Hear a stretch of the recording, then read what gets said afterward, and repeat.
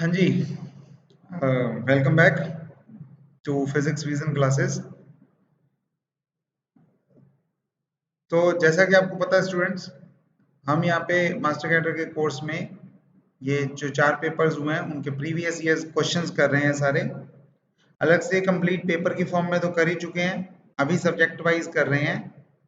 और पीछे ऑलमोस्ट सभी सब्जेक्ट्स खत्म कर दिए हैं, उनको भी कर लिया है।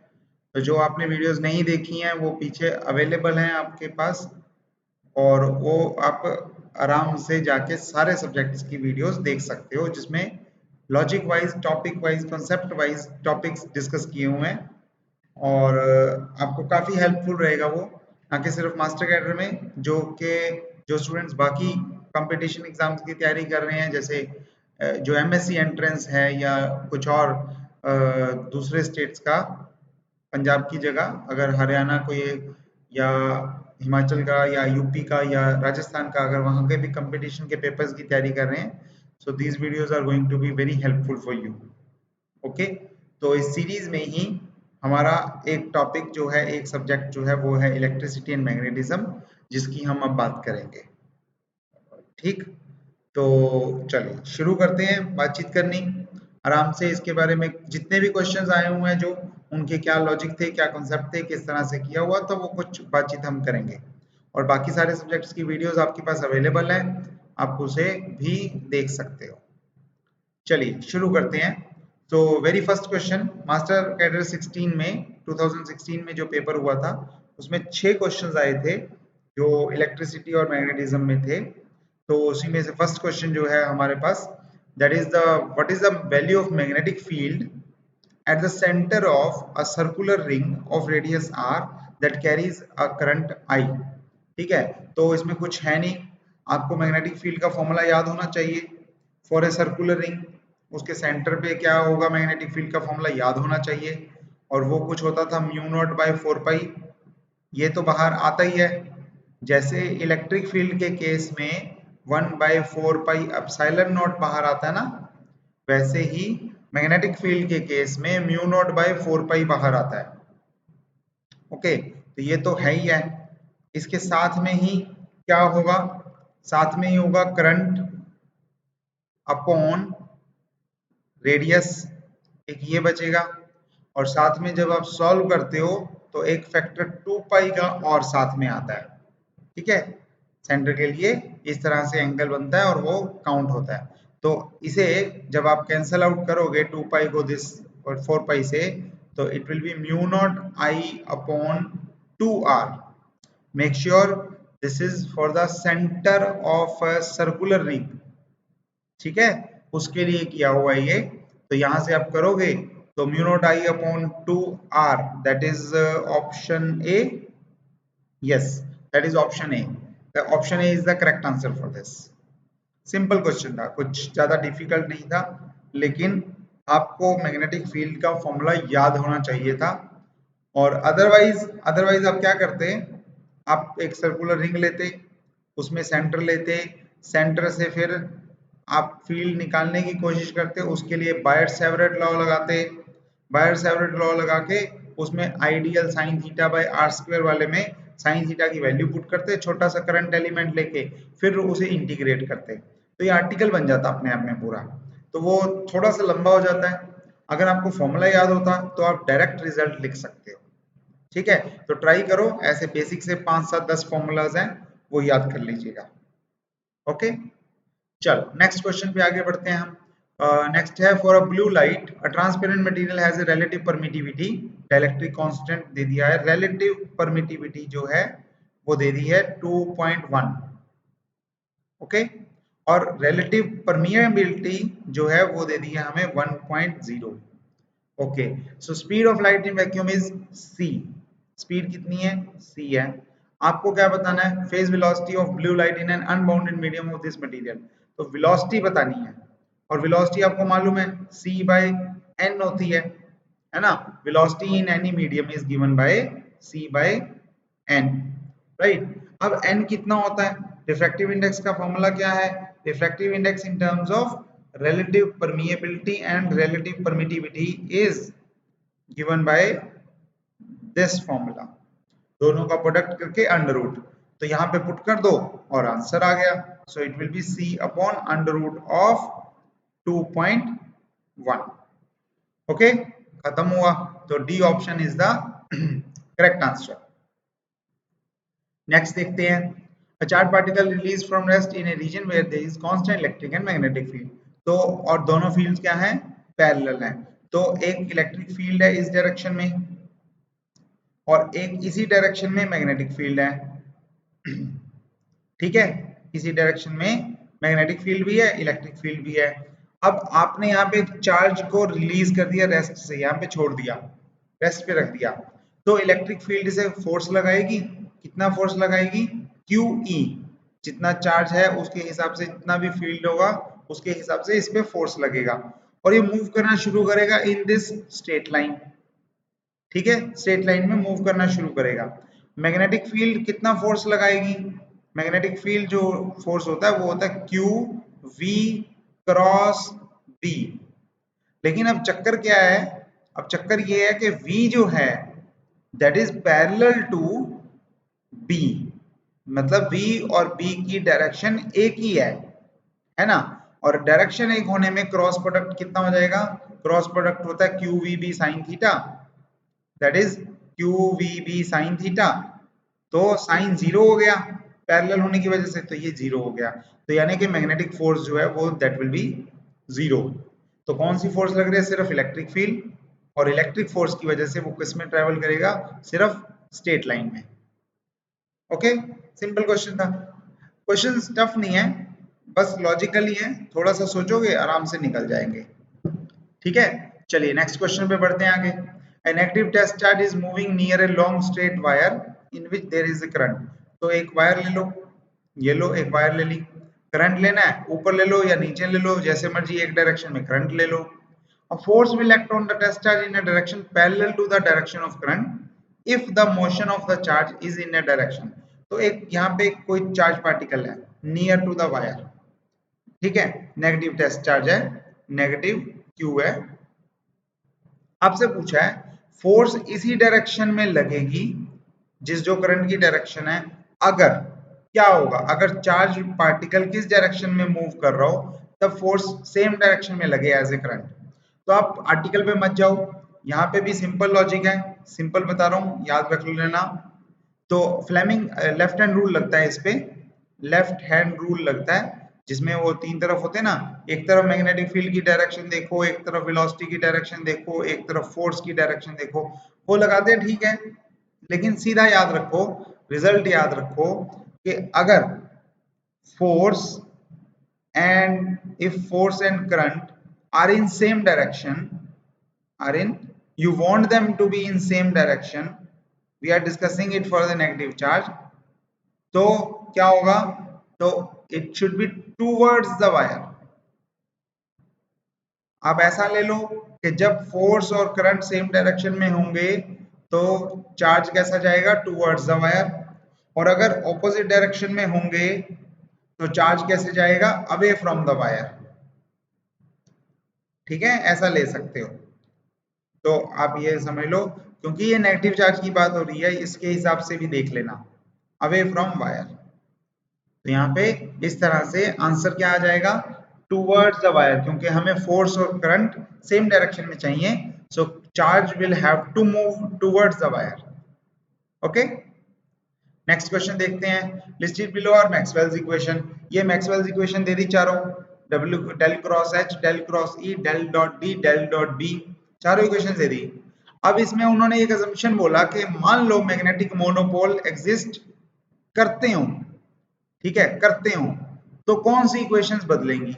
अब आपको मालूम है कि डेल डॉट बी जो है जीरो, डाइवर्जेंस जीरो होने का मतलब कि डाइवर्जेंस जीरो होने का मतलब मैग्नेटिक फील्ड उस हिसाब से फैल नहीं रही है ना। डाइवर्जेंस ऑफ फील्ड जीरो का मतलब है कि वो उस तरह से डाइवर्ज नहीं कर रही है। इसका मतलब ये है कि मोनोपोल एग्जिस्ट नहीं कर सकता, नहीं कर सकता मतलब कि जहां से वो शुरू हुआ है वो फैल नहीं रहा, वो बाहर नहीं जा रहा, वो घूम फिर के वापस आ रहा है, तो मोनोपोल एग्जिस्ट नहीं कर रहा। ठीक है, ये कंक्लूजन निकाला था हमने।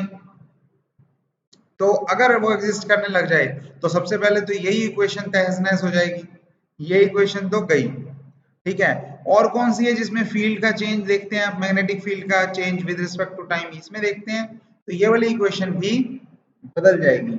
और अगर ये दोनों इक्वेशन बदली तो वो 2 एंड 4 ये रहा, तो यानी कि ये दोनों इक्वेशंस बदलने का मतलब है option C will be the correct answer. ये दोनों इक्वेशंस ही बदल जाएंगे फिर। ओके, नेक्स्ट क्वेश्चन देखते हैं इसमें।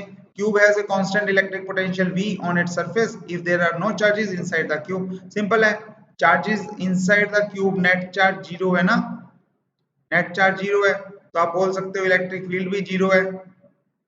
इलेक्ट्रिक फील्ड जीरो होने का मतलब इलेक्ट्रिक फील्ड का फॉर्मूला क्या होता है, माइनस डेल वी, यानी कि V कांस्टेंट है, और कांस्टेंट होने का मतलब है कि जितना V था उतना ही V रहेगा, यानी कि option D is the correct answer. Okay, तो बड़े प्यार से होने वाले क्वेश्चंस हैं, सिंपल सिंपल हैं। आगे बढ़ते हैं हम। नेक्स्ट है मास्टर कैडर 17 में जो आए 8 क्वेश्चंस आए वो देख लेते हैं। तो ये तो रिपीट ही है, ये तो बिल्कुल रिपीट है, कर दिया हमने, हो गया। नेक्स्ट जो है, okay, which of the following is the consequence of the equation del cross H is equal to, तो ये मैग्नेटिक फील्ड की इक्वेशन है ना, मैग्नेटिक फील्ड की इक्वेशन है। तो ये जो है इसमें कर्ल देख रहे हो आप किसी चीज का, और कर्ल इसके इक्वल आ गया, ठीक है, तो इसका कॉन्सिक्वेंस क्या है, कौन सी वाली इक्वेशन इससे निकाल सकते हो, तो पहली ही देख लो, पहली में देखो, पहली होगी, बस खत्म बात, ए है। कैसे पता लगा, क्योंकि आपको एक रिजल्ट पता है कि divergence of a curl is zero, पता है ना ये रिजल्ट। तो अब ये अंदर वाली क्वांटिटी क्या है, ये तो कर्ल ऑफ समथिंग है, और अगर आप कर्ल ऑफ समथिंग का डाइवर्जेंस लोगे तो वो जीरो आएगा, पक्का है, तो यानी कि ये ऑप्शन सही है बिल्कुल। कर्ल ऑफ कर्ल जीरो नहीं होता, अकेला ये भी जीरो नहीं होता, और इसका ग्रेडियंट भी जीरो नहीं होता, तो ये पक्का है कि divergence of curl is zero, तो उससे हमारा ए ऑप्शन सही आंसर आ गया। ठीक हो गया, आगे बढ़ दें, चलो आगे बढ़ते हैं फिर। अच्छा, ये भी रिपीट आ गया फिर से, वही rest in region where constant electric field और कांस्टेंट मैग्नेटिक फील्ड, और दोनों एक दूसरे के पैरेलल, तो क्या होगा, एक फोर्स काम करेगा और एक फोर्स काम नहीं करेगा, उस हिसाब से स्ट्रेट लाइन आंसर बनता है, हम कर चुके हैं, हो गया। अच्छा, इसमें ना ध्यान से देखना, सिर्फ यही नहीं आता स्ट्रेट लाइन वाला, कई बार वो, बहुत बार वो इलेक्ट्रिक फील्ड और मैग्नेटिक फील्ड पैरेलल भी परपेंडिकुलर भी दे देते हैं, कई बार वो फील्ड पैरेलल देके चार्ज को परपेंडिकुलर फेंक देते हैं, ठीक है, तो अलग अलग आते हैं, ध्यान से देख के क्वेश्चन को पढ़ के, फॉर्मूला एक ही लगेगा। फॉर्मूला क्या लगेगा, फॉर्मूला लगेगा लॉरेंट्ज फोर्स का, which is QE plus V cross B, ठीक है, फॉर्मूला यही लगेगा, ये लगाना है, डायरेक्शन देखनी है, मैग्नीट्यूड देखना है, और ध्यान से आंसर करना है। ओके, चलो नेक्स्ट देखते हैं।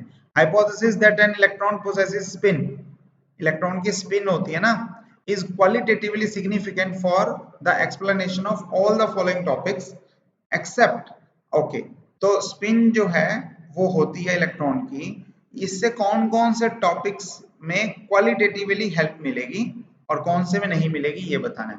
तो स्ट्रक्चर ऑफ पीरियोडिक टेबल, इसमें नहीं मिलेगी हेल्प, क्योंकि स्ट्रक्चर में पीरियोडिक टेबल में हम कभी स्पिन का यूज करते ही नहीं है, उससे सिर्फ और सिर्फ एल से लेना देना होता है, एन से लेना देना होता है, और प्रॉपर्टीज से लेना देना होता है।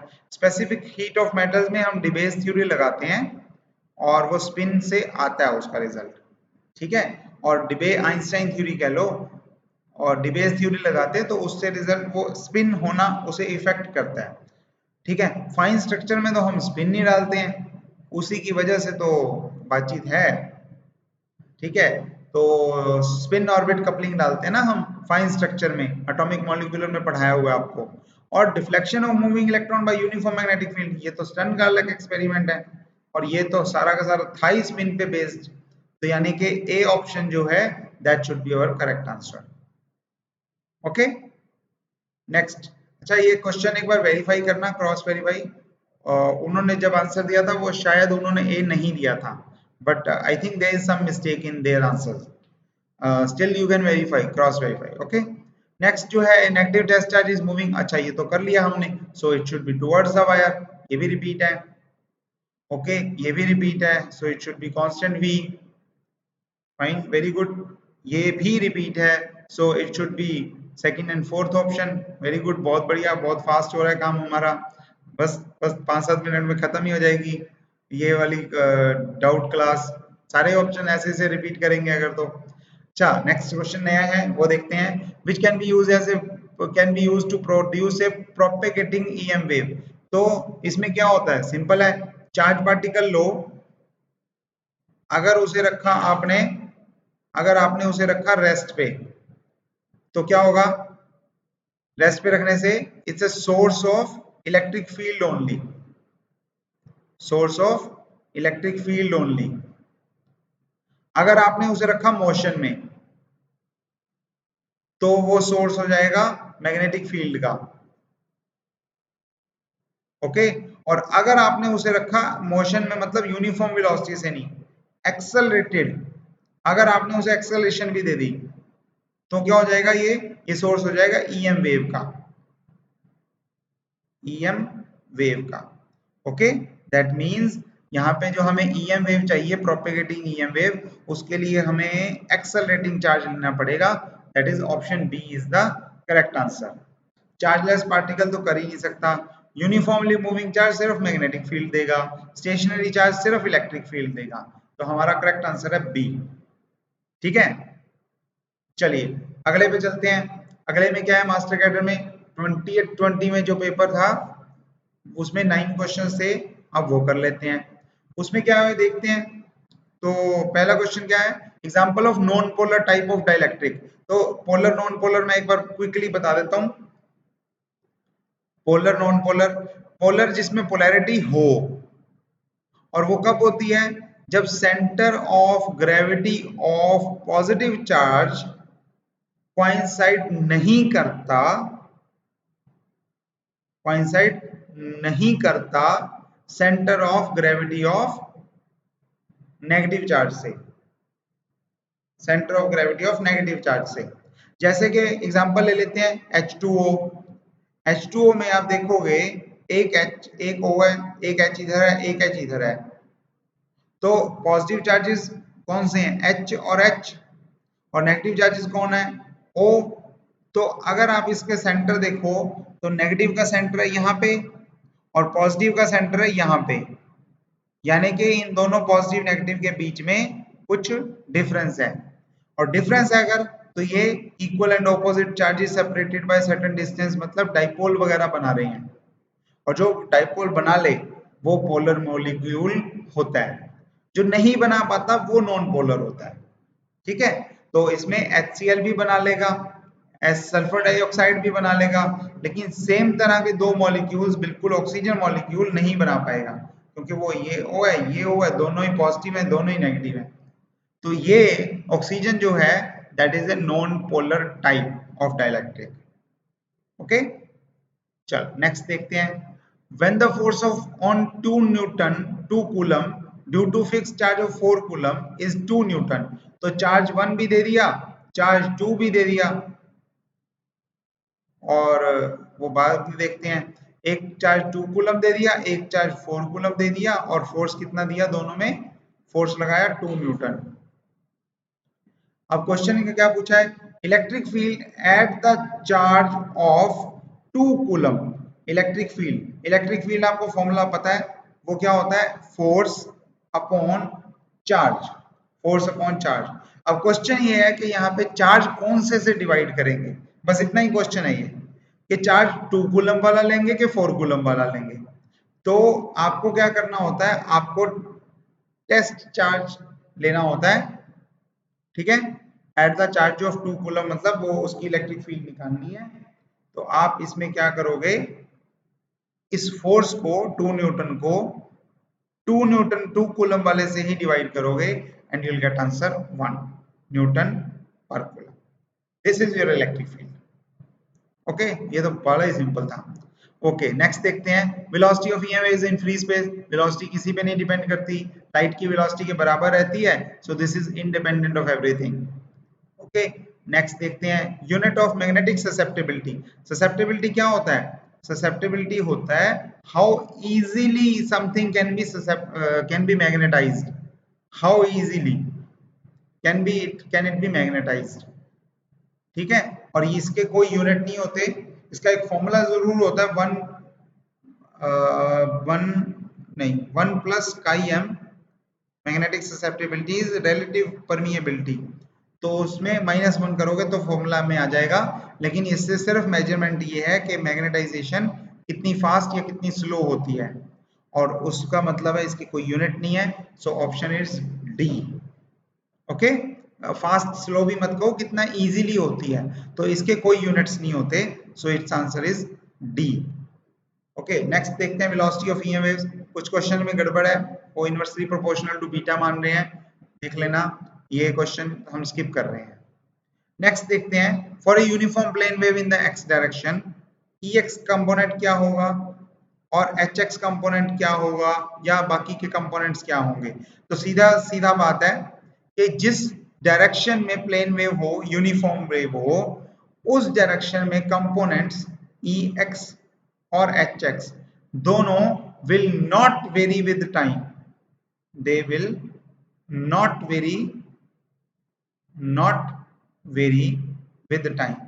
ओके, यानी कि कांस्टेंट रहेंगे, पर नेसेसरीली है कि जीरो रहेंगे, नहीं, जीरो नहीं जरूरी, कांस्टेंट रहना जरूरी है। तो यानी कि ये गलत हो गया, ये गलत हो गया, ये भी गलत हो गया, नन ऑफ द अबव बचा। So D is the correct answer. ठीक है, सिंपल ही है। अच्छा, नेक्स्ट देखते हैं फिर। Okay, so the field energy in a very good conductor, field energy in a very good conductor is, electric है, magnetic है, बराबर है, कौन सा है? ये भी बड़ा अच्छा क्वेश्चन है। तो आप क्या करो, इसमें एनर्जी डेंसिटी ले लो, इलेक्ट्रिक फील्ड की भी और मैग्नेटिक फील्ड की भी। ठीक है, एक में आ जाएगा epsilon not E not square, और एक में आ जाएगा म्यू और एच नॉट स्क्वायर। ठीक है, यानी कि ये आ जाएगा एप्सिलॉन बाय म्यू, और ये आ जाएगा जेड स्क्वायर। राइट, अब क्या होता है, अगर आप वैक्यूम में होते फिर तो जेड की वैल्यू, इंपीडेंस वैल्यू बड़ी होती, इलेक्ट्रिक फील्ड कंपोनेंट बहुत ज्यादा होता। लेकिन गुड कंडक्टर, जैसे जैसे कंडक्टर में आप जाते हो वैसे वैसे ये वैल्यू छोटी होती रहती है। अगर परफेक्ट कंडक्टर लिखा होता तो आंसर और भी हो जाता, अलग इंटरेस्टिंग हो जाता। फिर तो यहाँ गुड कंडक्टर लिखा हुआ है, so it is very very small as compare to 1। इसका मतलब ये है कि इलेक्ट्रिक कंपोनेंट बहुत ही कम है as compare to magnetic component. ठीक है, so this is in a very good conductor, this is almost magnetic in nature. अगर इंसुलेटर होता तो कहानी उल्टी होती, वैक्यूम होता तो कहानी उल्टी होती, लेकिन ये गुड कंडक्टर में पूछा गया इसलिए ऑलमोस्ट मैग्नेटिक होगा। ओके, चलो नेक्स्ट देखते हैं, what is the electric flux through a close surface surrounding an electric dipole. ये तो बड़ा सिंपल क्वेश्चन है, गॉस थ्योरम लगा दो। गॉस लॉ, गॉस लॉ में क्या है, गॉस लॉ में है कि जो भी फ्लक्स होगा, electric flux E dot D S, that will be Q by epsilon not, और क्यू कौन सा लेना है, नेट चार्ज लेना है बाय एप्सिलॉन नॉट। अब नेट चार्ज कितना दिया हुआ है, जीरो दिया हुआ है, जीरो दिया हुआ है ना, क्यों? क्योंकि इलेक्ट्रिक डाइपोल में माइनस क्यू और प्लस क्यू दोनों चार्जेस होते हैं। अगर इसे लोगे, इसे सिस्टम को लोगे, तो टोटल चार्ज कितना आ जाएगा, जीरो आ जाएगा। जीरो आ जाएगा तो इलेक्ट्रिक फील्ड फ्लक्स भी जीरो आ जाएगा, यानी कि D is the correct answer.